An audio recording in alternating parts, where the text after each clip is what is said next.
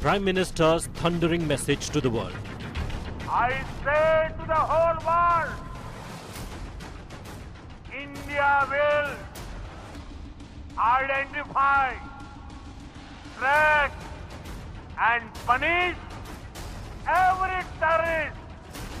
Big warning to terrorists and their backers. जिन्होंने ये हमला किया है, उन आतंकियों को और इस हमले की साजिश रचने वालों को उनकी कल्पना से भी बड़ी सजा मिलेगी। Modi's मिट्टी में मिला देंगे प्लेज। अब आतंकियों की बची खुची जमीन को भी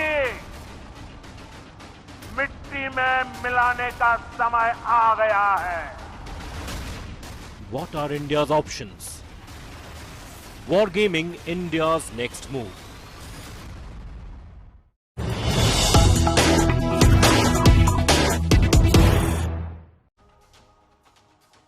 The Indian Army, the Indian Navy and the Indian Air Force are carrying out special exercises. Even as we speak, the Indian Army is carrying out special heli-borne operation exercises, and these include combat mobility exercises, and this is happening in the sensitive Southwestern Command. And Southwestern Command is along the India-Pakistan border, along Rajasthan and Gujarat. Now, these exercises are very clearly aimed to display swift, silent and surgical operations. These, mind you, are exercises that are being carried out currently. So warriors test their combat mobility and they test coordination.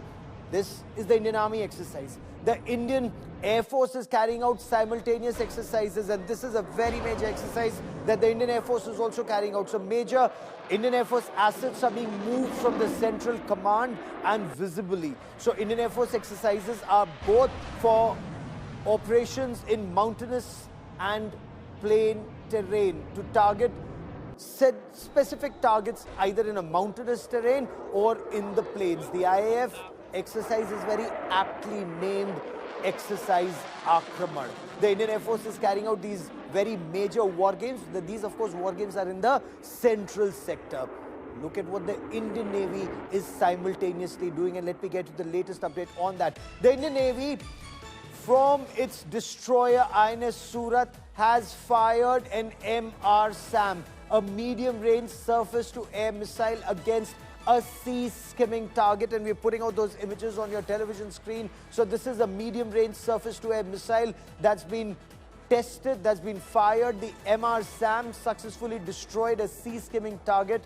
This exercise is happening incidentally in the Arabian Sea. So the signals are out there very clearly for the whole world to see.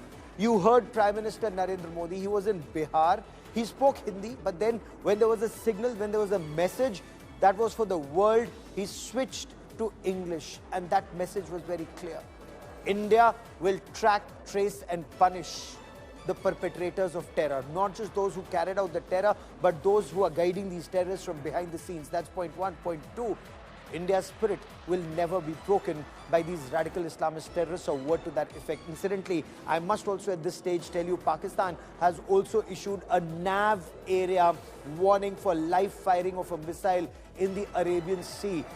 It's like NOTAM, or Notice to Airmen, what the Air Force does or Navy does for a missile test. That's what Pakistan has done, and this nav area warning is covering a vast area along its coastline and the exclusive economic zone. So as you look at the ground situation, after Pakistan-backed radical Islamist terrorists carried out a targeted attack, targeting those tourists in Pahalgam, asking them their names, in some instances asking them to recite the kalma, and those who couldn't were shot dead at point-blank range. And this has horrified the entire nation. It's actually horrified the entire world. So there's major signaling that's on.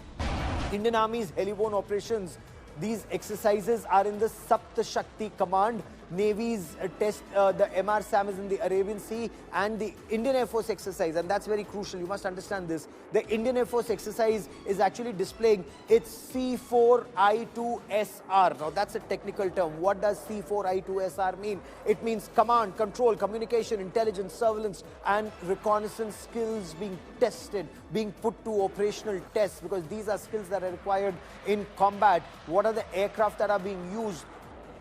Interoperability is something big with the Indian Air Force. So you have the Russian Su-30 MKIs and the French Rafales, their omni-role fighters that are a part of these exercises. And let me quickly cut across to India Today's Shivani Sharma, who joins us with the latest on this big story. Shivani, get us the latest inputs on the nature and scope of the exercises that are currently being carried out, and focus on the C4I2SR of the Indian Air Force exercises involving the Rafales, the Sukhois, and what other assets are being used here. Well, Gaurav, Akraman is a very significant air exercise that is being carried out in the central sector, and all the leading assets of the Indian Air Force, including the Su-30s and the Rafales, are participating in this particular exercise. Most important is the timing of the exercise, because after the Pahalgam attack, India is into deliberations to retaliate against the terror that Pakistan has been pushing into Indian boundaries, and this exercise is performing complex operations both on the mountainous as well as plains. So this is an important exercise, but let me also tell our viewers that the Indian Air Force has very specifically clarified that this is a routine exercise, so we should not read beyond this more than this, that this is a routine exercise. But yes, this is an important exercise. This is happening at a crucial time, and all the air assets from multiple air bases of the Indian Air Force have been pushed into action in this exercise, Akraman. Shivani, keep tracking that story. I will come back to you for more on this. So the Navy is carrying out its exercises and missile tests. The Army is carrying out heliborne operation exercises in the Sub-Shakti Command, and the Indian Air Force is carrying out its own Su-30 and Rafale-based exercises, using, of course, many, many more assets. Now, what is the intention? Based on what Prime Minister Narendra Modi said, terror has to be hunted down, terror has to be tracked and destroyed. What are some of the scenarios that India can do? We've been speaking to some of the experts, and some will be joining us on this India Today's special broadcast. So what are some of the possible targets that you and I are aware of? Targets that are known where Pakistan, and this is the tragedy of a state sponsor of radical Islamist terror like Pakistan, that terrorism is out there in the open for all to see. For example, Bahawalpur is the headquarters for a UN designated banned terrorist organization called Jaish-e-Mohammed. Muridke is the headquarters of the other UN designated banned terrorist organization called Lashkar-e-Taiba. Of course, in India, they masquerade under this so-called secular name of the Resistance Front. They can be targeted. There are other terror launchpads, there are other terror bases and camps like the one at Balakot and Khyber Pakhtunkhwa that was decimated in 2019. One message that's very clearly emerged after the Pahalgam attack is one Balakot is not enough to deter a state sponsor of radical Islamist terror.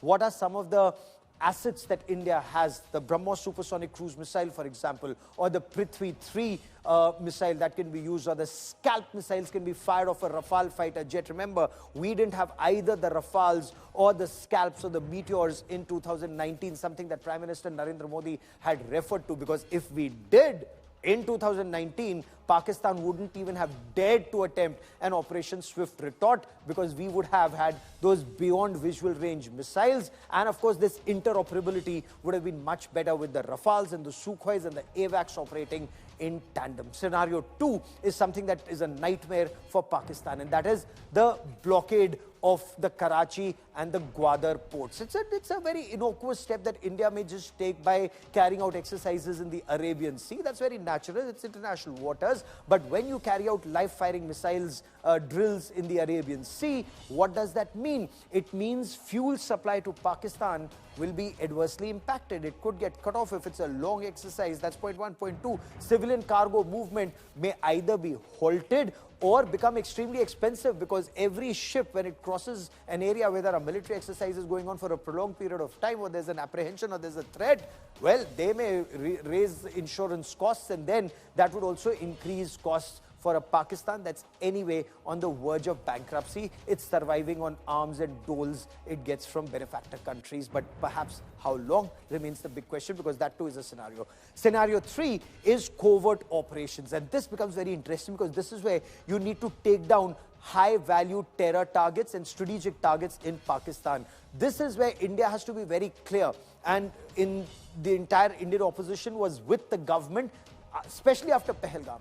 The nation is horrified in the manner in which those radical Islamist terrorists singled out tourists and killed them at point-blank range. Some of those images are so horrifying, we can't even show them to you, when people have been shot dead at point-blank range. They asked their names, asked to identify their religion, and when they couldn't recite the kalma, they were shot dead. So this is retribution time. For who?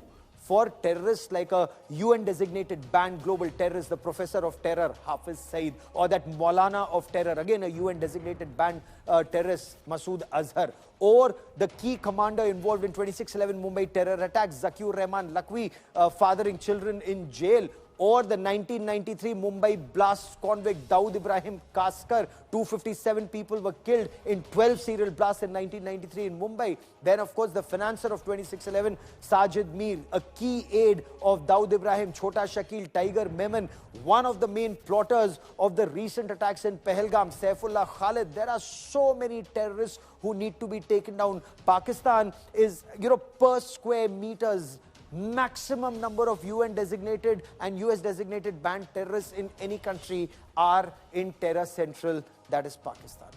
What is extremely crucial is also scenario 4.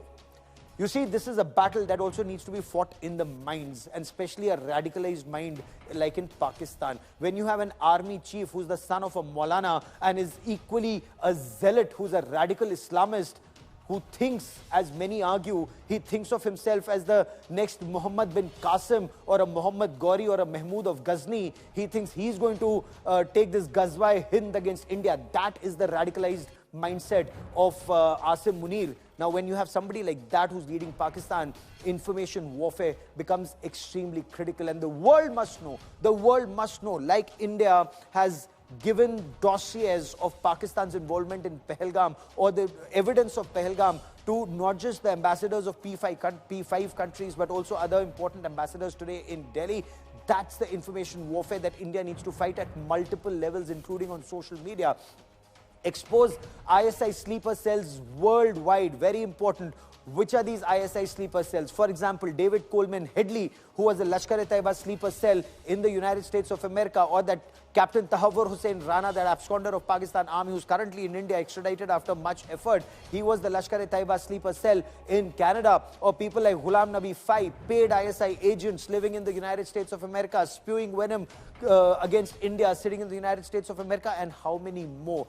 There's a big dossier, and now it's being given to various countries in Europe and the United States of America. Then there's another aspect that's hotly being debated.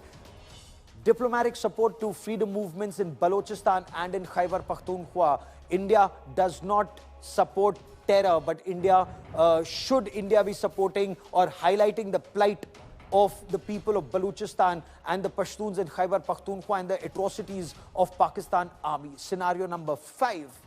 And this is perhaps one of Pakistan's worst nightmares. Imagine if India, and this is a question that I'll be putting to former Chief of Army Staff, General Deepak Kapoor, who joins us in a bit. Imagine Pakistan sought the ceasefire with India, so the 770-kilometer long line of control is peaceful.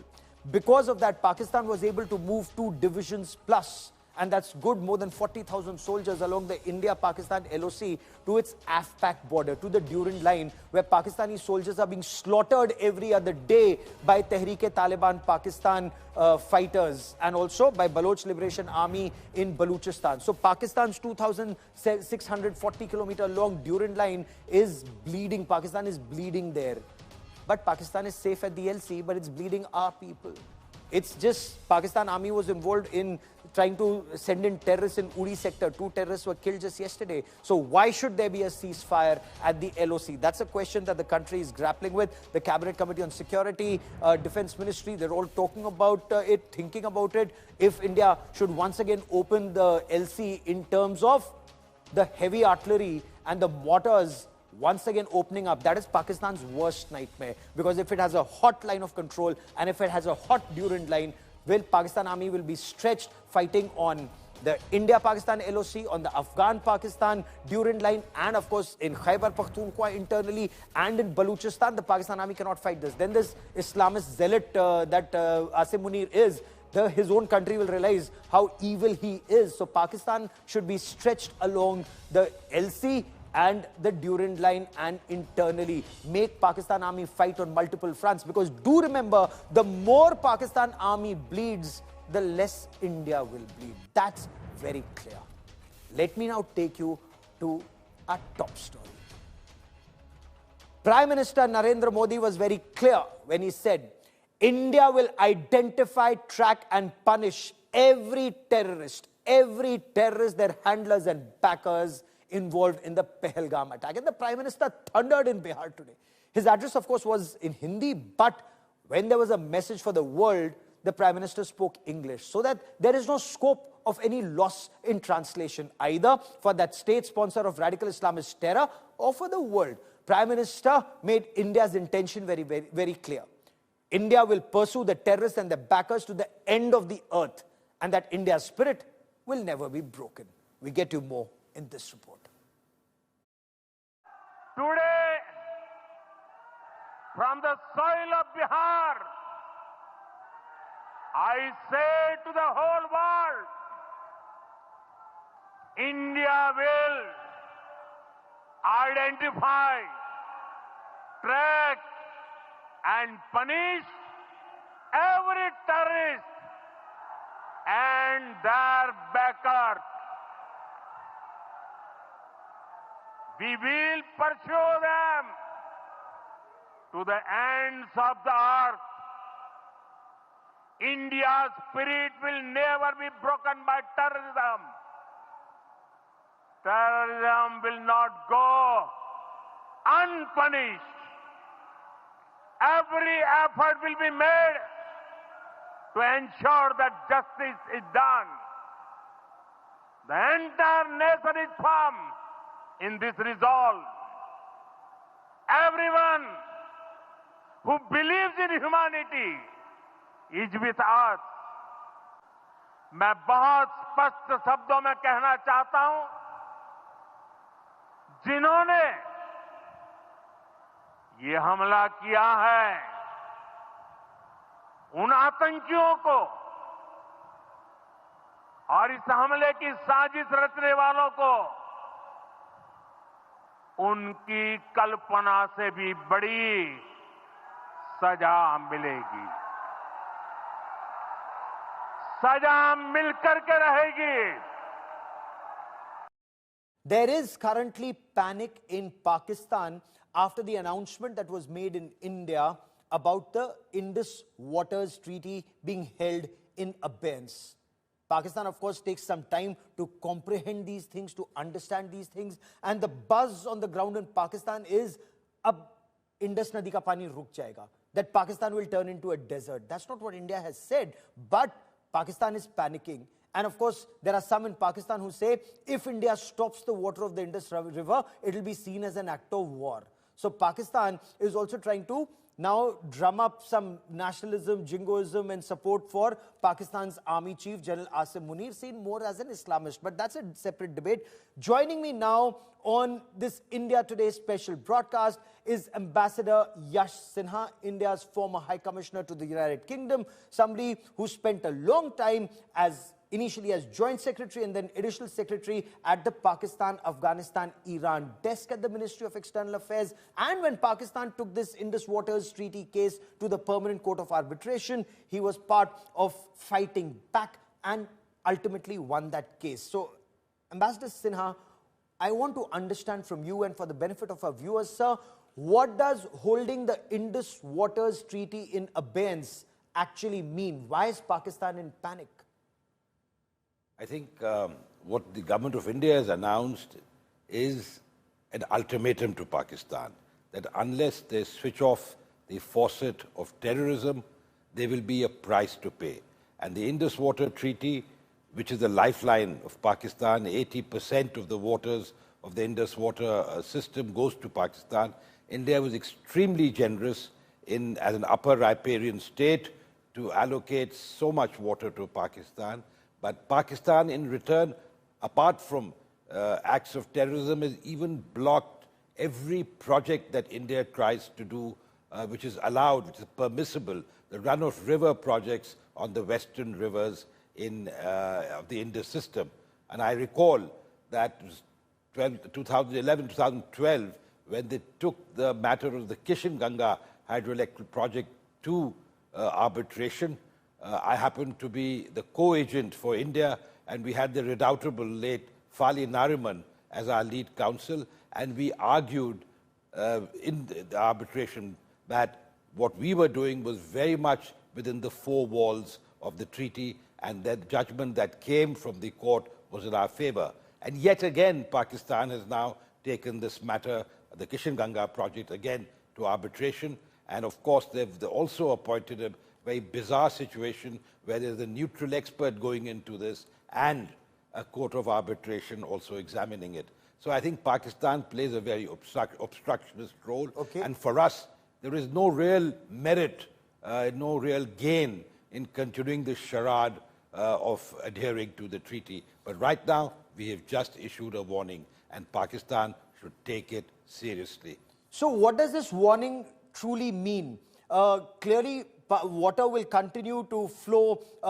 If we were to talk about we're an upper riparian state, and we were talking about the western, rivers, Chenab, Jhelum, and Indus. Pakistan continues to get 80%. We retain 20%, but we're not even harnessing our 20%. So why is there this panic in Pakistan? Many would argue you can't stop that water, you can't store it. Our own country will get flooded. So is this an empty threat, Ambassador? No, as far as the western rivers are concerned, we only have run-of-the-river projects. We do not block water from flowing.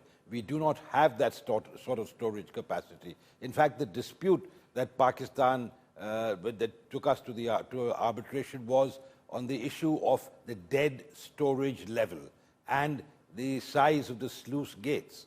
Now, as far as India is concerned, we have been adhering to the provisions of the treaty, and till now, the various processes of dispute resolution have borne that out. However, the threat that India is making now, as far as the eastern rivers are concerned, we already are using it. Yes. May not be 100%, but you see the Ravi in Lahore, and you'll see that we are utilizing, as per the treaty, the waters of the Ravi, or the Beas, or the Sutlej for that matter. Yes. But as far as the western rivers are concerned, if we raise, for instance, just an example, and a hydrological engineer would be able to explain that better than I could, but if you raise the dead storage level, or you increase the size of the sluice gates, then you could conceivably store more water than you would probably do in normal course. And obviously to divert waters is a very long-term, expensive exercise, but it's not improbable. Okay, but if we were to even utilize or not give them extra water or not even share data, would that be detrimental to Pakistan? Because if the treaty is in abeyance, then are we obliged to share data? And if we do not share data, is Pakistan in trouble? Well, as far as the sharing of data is concerned, particularly during the monsoon, this data is very valuable because it gauges the flow of the rivers, especially the western rivers. And if India stops giving data, then prior flood warnings, etc., would not be easily available to Pakistan. Pakistan must realize the folly of the course of action that they've adopted, because for them, the waters of the Indus and its tributaries are vital. It's self-sustaining, it is important for their agriculture, and I think they must realize that terror cannot go hand in hand with seeking cooperation and the generosity of India as far as the water of the Indus and its tributaries are concerned. Okay. Now, before I go to some of the scenarios that we are discussing on this special broadcast, especially after what Prime Minister Narendra Modi said, I also want to understand from you, Pakistan says if India were to stop the Indus waters flow to Pakistan and there is some panic in their country, this would be seen as an act of war. Is there merit in Pakistan's contention, or is India able to send across that message that water for Pakistan cannot be more precious than blood of Indians that Pakistan continues to spill and has been for decades, sir? This is saber rattling on the part of Pakistan, par for the course for that country. India is not blocking the waters of the Indus or even the western rivers, and India has not done so far, and I don't think the announcement yesterday even hinted that that would happen. However, cooperation under the framework of the treaty is now put on hold. It's held in abeyance. So if we do not share data, if we decide to work on projects like the Kishan Ganga, the Tulbul navigation project on the Jhelum, the Ratle project on the Chenab, we would be well within our rights. Perhaps, and India has started doing that in many instances since 2019. A warning was issued to Pakistan even in 2019 after the Pulwama terror attack. So Pakistan today cannot turn around and say, oh, you didn't warn us, this is grave escalation. India has repeatedly warned them after Uri, after Pulwama, and now taken some action after the Pahalgam terror attack. Now, what are India's options? Let's now throw this open. Joining me now on this India Today special broadcast is General Deepak Kapoor, former Chief of the Army Staff. General Kapoor, welcome on India Today. You heard Prime Minister Narendra Modi in Bihar where he said, we will track, trace, hunt and punish not just the perpetrators of terror, but also those who back them, those who shield them. What is your appreciation of what the Prime Minister said after the Pahalgam terror attack, sir?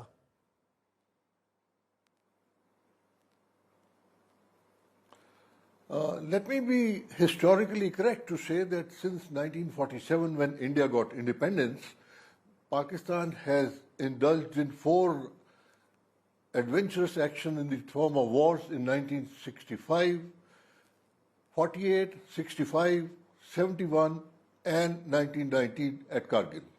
And in all these, it has not succeeded. Having not succeeded militarily in all these wars, Pakistan decided to bleed the Indian army by 1,000 cuts in its own words, and that is how, in the year 1989, this action of insurgency, supported financially, economically, and militarily by Pakistan, started. And for the last 36 years, this terror cycle has seen various ups and downs. And in the ebb and flow of this terror cycle, gradually, thanks to the efforts made by India, the situation in Kashmir has been turning towards stability and normalcy. And for the last 5-6 years, since the time on 5th August, the abrogation of Article 370 was announced, gradually the connectivity in Jammu and Kashmir has improved in the form of rail connectivity. Also, linkages across the Pir Panjal range in form of road connectivity have also improved. There is a degree of peace which has prevailed for the last 3 to 4 years in the valley, and we were hopeful that the situation will continue to keep improving. But definitely it was not to the Pakistani army's designs. And that General, is how I want you to listen to Prime Minister Narendra Modi for a moment. Viewed by us when. Okay, I want you to listen to Prime Minister Narendra Modi, and usually when he speaks in Hindi, it's a message perhaps domestically, but he chose in Bihar to speak English, and I want you to listen into it. What does this mean? What are the implications? And we will then discuss certain scenarios on the basis of what Prime Minister Narendra Modi said. Listen in. I thank the people of various countries and the leaders who have stood with us in these times. Today, from the soil of Bihar, I say to the whole world, India will identify, track, and punish every terrorist and their backers. We will pursue them to the ends of the earth. India's spirit will never be broken by terrorism. Terrorism will not go unpunished. Every effort will be made to ensure that justice is done. The entire nation is firm in this resolve. Everyone who believes in humanity is with us. So when Prime Minister Narendra Modi says that आतंक के लिए जो बची कुची जमीन है वो भी खत्म हो जाएगी, नष्ट हो जाएगी, whatever territory remains for terror, whether it's terrorists or their backers, it will be destroyed. General Deepak Kapoor, I want you to consider certain scenarios on the basis of what Prime Minister Narendra Modi indicated. India has already carried out a surgical strike. It's carried out an airstrike in Balakot after Pulwama. I want you to consider scenario one, a missile strike. What could perhaps some of the possible targets be? Of course, the army knows, the armed forces know what to strike. But for example, the better known targets, Jaish-e-Mohammed headquarters in Bahawalpur, Lashkar-e-Taiba headquarters in Muridke, terror launch pads in Pakistan-occupied Jammu and Kashmir, or if you were to hurt terror backers, what can be hurt, what can be used? Is a missile strike, in your appreciation, a feasible scenario? General Kapoor.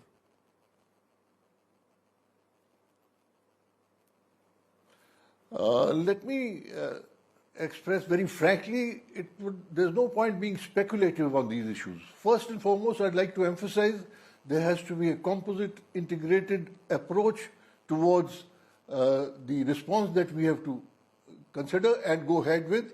And to that extent, diplomatically and politically, certain actions have been taken in the form of suspension of the Indus Water Treaty and various other measures which the Government of India have already announced. And Prime Minister Modi is absolutely right when he says that there is no place for terror in the world, and nor in India, nor in Jammu and Kashmir as well. There are a large number of different options which are available to the military, both in a combined, integrated fashion, as well as to the army at the tactical and the strategic level. So those are options which I am sure the Government of India, as well as in consultation with the military hierarchy, would be considering. The option of using missiles or attacking the launch pads or various vulnerable posts, those are options which are available. Some of these options were exercised during Balakot as well as the Uri strikes.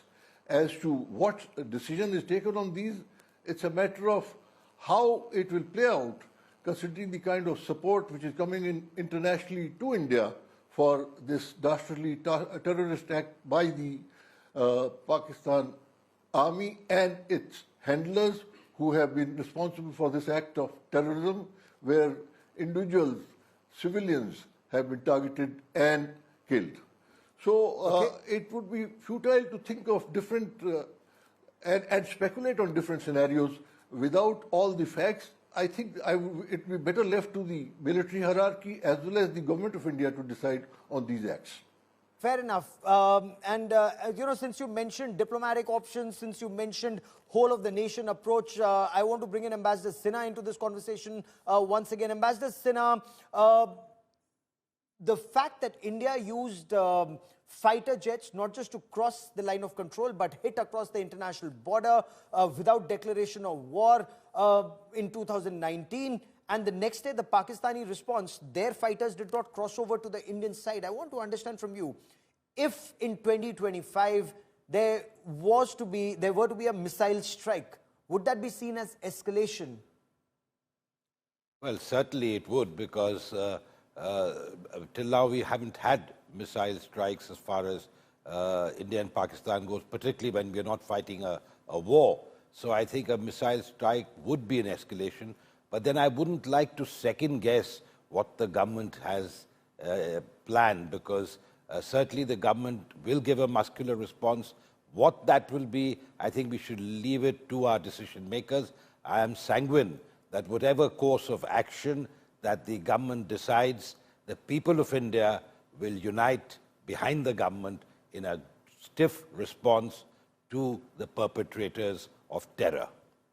Oh, absolutely. I completely agree with you. The fact that terror has to be punished, the fact that Prime Minister said there has to be no territory left for terrorists and their backers. And in your appreciation, Jaldeepa Kapoor, would the Pakistani state or the Pakistani military jihad complex, army, ISI, do they constitute part of terror backers in your appreciation, in India's assessment?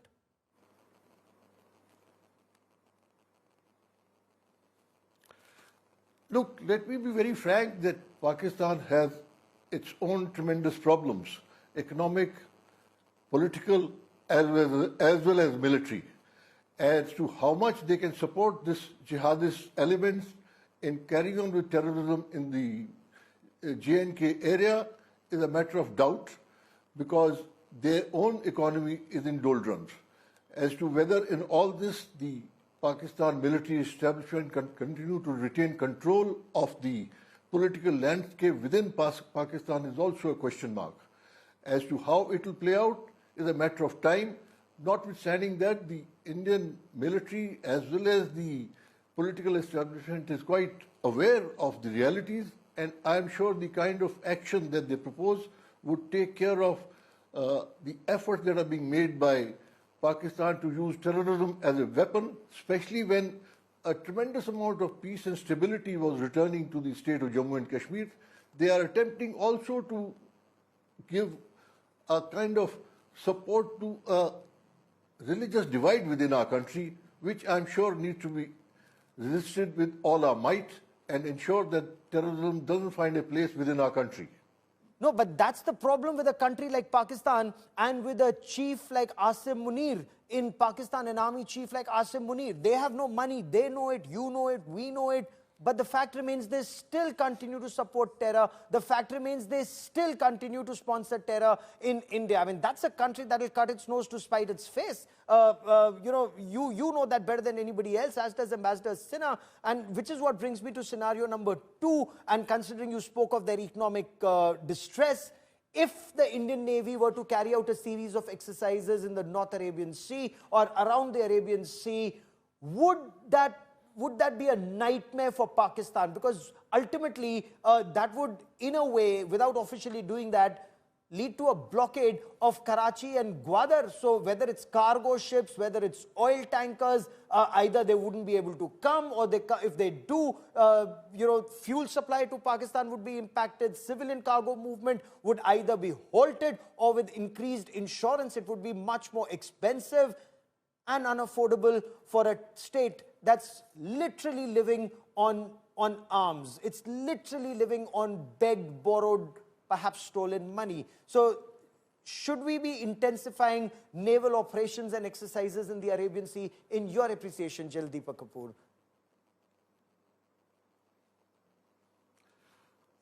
I think we would be indulging in the realm of speculative thinking when we talk about either naval, army, or air force actions. Please remember, there is a Composite Headquarters, the Integrated Defence Staff, and the Government of India. I'm sure when any steps have to be taken, they will be taken in total consideration of all these factors, whether it is to be combined operation by Air Force, Navy, and the Army, or restricted in certain other spheres, or whether the missiles are to be used. So these are areas which the Government of India and the powers that are currently dealing with the situation will be fully aware of, and they will take an appropriate action all that I would like to say is that as the country is behind whatever they decide to do, it will be coordinated action, integrated fully, and that will take care of the kind of retaliation that we wish to plan towards Pakistan and its military establishment.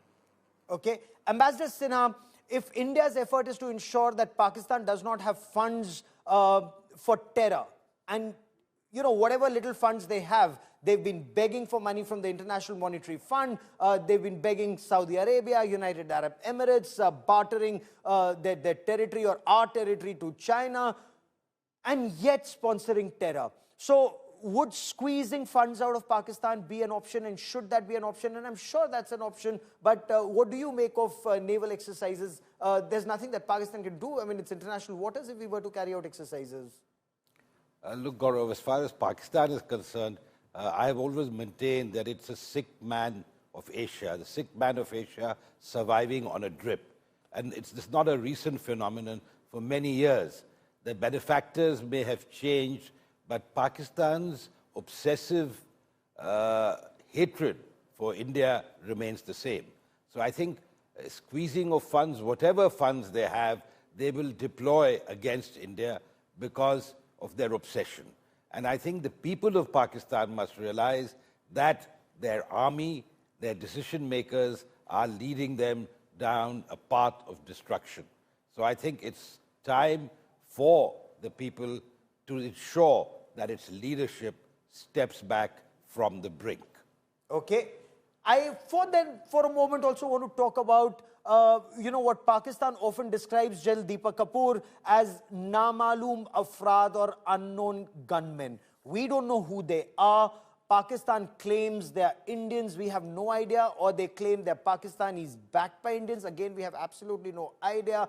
But is that working to take out terrorists who may have been involved in actions in Jammu and Kashmir? Because I'm told the intelligence agencies and networks know who all were responsible, whether they were state actors, semi-state actors, non-state actors. I'm told they're all 50 shades of Hafiz Saeed anyways. But what is described often as covert operations, neutralize high-value terror targets or strategic targets in Pakistan, targeted assassinations in Pakistan. Is that something that would deter Pakistan as a terrorist state, or they've gone so down the road that it's like a drug addict? Even though he knows drugs are bad, he can't do anything about it, and Pakistan is addicted to terror. General Kapoor.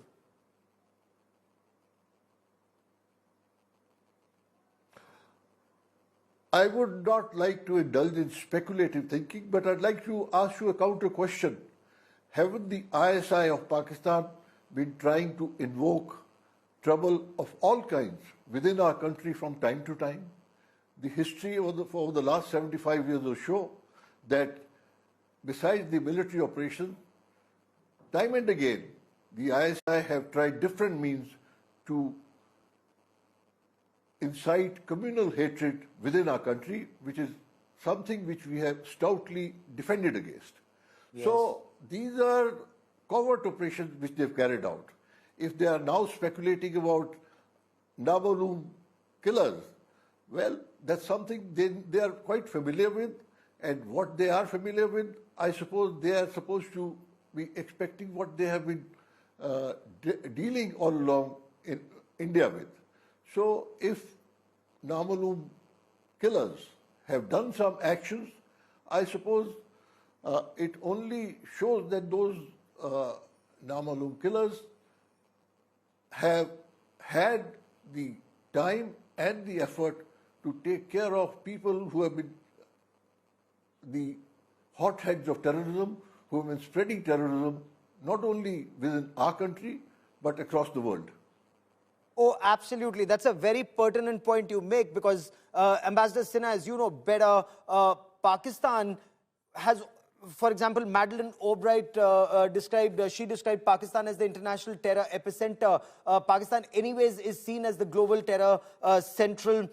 Osama bin Laden found and killed there. David Coleman Headley was Lashkar-e-Taiba's sleeper cell in America. Captain Tahawwur Hussain Rana, who's been extradited to India now, was Lashkar-e-Taiba's sleeper cell in Canada. They carried out or attempted to carry out a terror attack in Europe. So, is the world or can the world unite to target Pakistan's military jihad infrastructure, or is that best left to the victims of terror and currently perhaps India, Afghanistan and certain other countries? I think the fact that Pakistan is a state sponsor of terrorism is widely known. I mean, right from its inception, it has used the fig leaf of non-state actors, whether it was the tribals, Razakars, 47, 48, in 65 they launched Operation Gibraltar. Yes. In 99, in Kargil, the Northern Light Infantry was involved, but they denied. They refused to take back even their dead bodies. So Pakistan has a history. 26/11, they denied that they were Pakistanis till Qasab, the identity of Qasab was clearly proven. So I think the world knows that Pakistan can hide behind what they consider to be non-state actors, but everyone knows that they are the ones who are sponsoring it. They're sponsoring these acts of terrorism, sponsoring these terrorists. So I think even the attack in Pahalgam was executed with some amount of precision. They certainly would have had support from the Pakistan jihadi complex, the military jihadi complex. Which brings me to scenario number 4, and something that perhaps already is happening is exposing Pakistan's state support to terror globally. Expose ISI sleeper cells worldwide, like Tahawwur Hussain Rana, like David Coleman Headley, like Ghulam Nabi Fai, that Pakistan ISI operative in the United States of America. Of course, Headley, Tahawwur Rana, Ghulam Nabi Fai, they were all exposed by the Federal Bureau of Investigation. Some sources seem to indicate that there was tremendous intelligence cooperation between India and the United States of America. Should India also be lending Ambassador Sinha support, diplomatic support, emotional support to the freedom fighters of Balochistan and those Pashtuns, the movement there against Pakistan's atrocities, whether it's in Balochistan or in Khyber Pakhtunkhwa? As far as India is concerned, India is a responsible state. India is not a state sponsor of terrorism. So India does not behave like Pakistan. And that is why India's credentials are well respected. And that is why today India's ranking or India's standing in the Committee of Nations is so high. So I wouldn't like to go down to the level that Pakistan has stooped. And as far as India is concerned, what is happening in Balochistan, what is happening in Khyber Pakhtunkhwa is an internal matter of Pakistan, yet it does concern every person who loves democracy, freedom rights, and the right to choose. And I think as far as what's happening in Pakistan is concerned, it is a blowback. It's a Frankenstein's monster that is now turning on its creator. Okay. Is that also your appreciation, General Kapoor? We saw what happened at the Jafar Express, the way Pakistan Army is unable to move around openly in Khyber Pakhtunkhwa and in Balochistan. Ever since Taliban took over in Afghanistan, Pakistan thought it was Second Freedom Movement or words to that effect. They permitted TTP, Tehreek-e-Taliban Pakistan fighters to come into their territory, and Pakistan has been bleeding ever since. What do you make of what's happening in Balochistan and in KPK?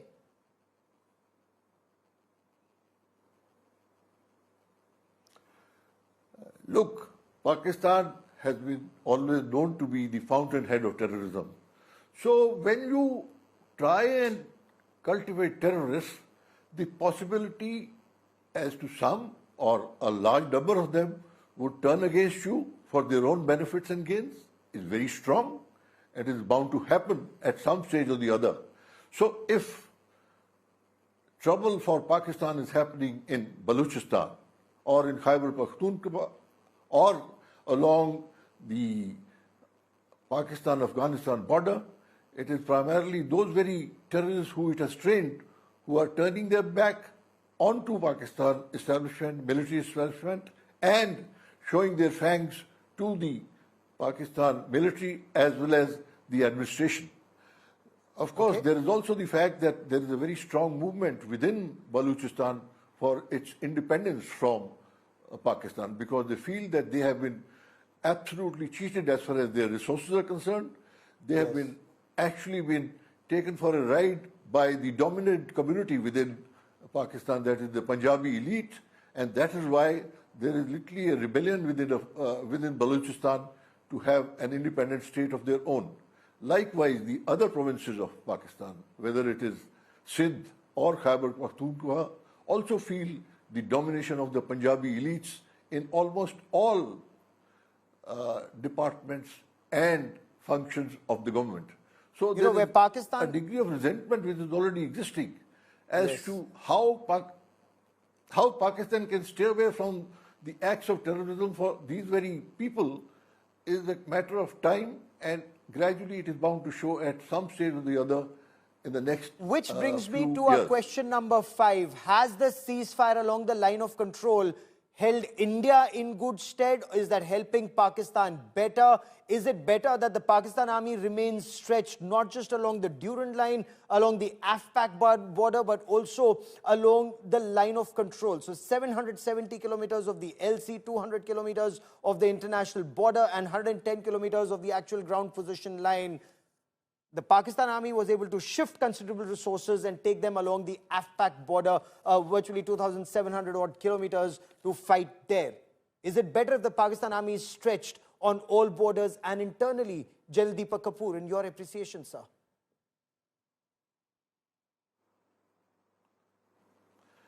Yes, you are right. The Pakistan army is stretched to a large extent, starting from Balochistan, Khyber Pakhtunkhwa, along the Afghanistan-Pakistan border, and now they have taken on themselves along the India-Pakistan ceasefire line as well.